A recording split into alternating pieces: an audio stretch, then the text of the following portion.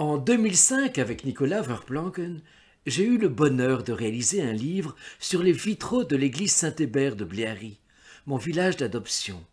Passionné d'aéromodélisme, Nicolas disposait d'un dirigeable télécommandé gonflé à l'hélium. C'est ce dispositif, muni d'un appareil photo, qui nous a permis de réaliser les clichés que vous allez découvrir maintenant.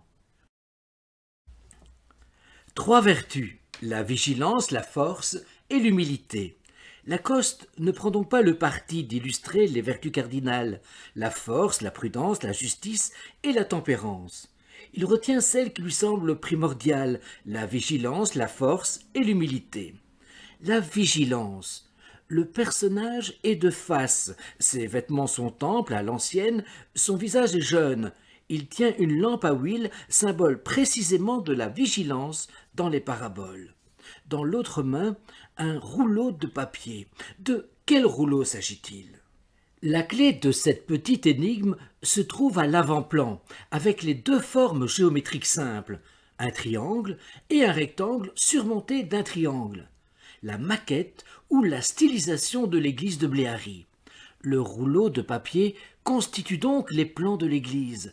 Belle audace pour l'architecte Lacoste. Pour illustrer la vigilance, il se propose en exemple, et c'est une sorte de testament spirituel. J'ai veillé, pourrait-il énoncer, pour mener à bien jour et nuit le chantier dont j'ai dressé les plans. Pour rappel, Lacoste et sa famille sont venus habiter dans le village de Bléhary pour superviser les travaux. On ne peut que reconnaître qu'il a exercé une véritable vigilance. La force. Au premier plan, la croix, à partir de la croisée, d'où jaillissent les rayons de la vie divine. Deuxième plan, buste de face, la main droite, un geste de commandement. Commander suppose être fort, adressé au constructeur de l'église.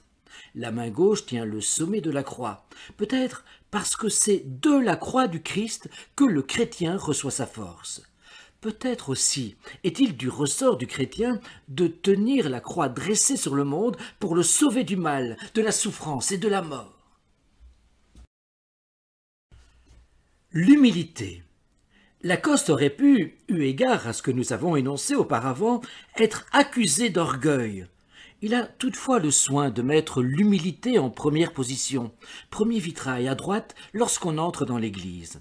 En outre, il s'inspire d'un saint modèle d'humilité, saint François d'Assise. Visage émacié, tonsure de moine, bure, stigmate dans les mains, un petit oiseau posé en paix sur la paume gauche.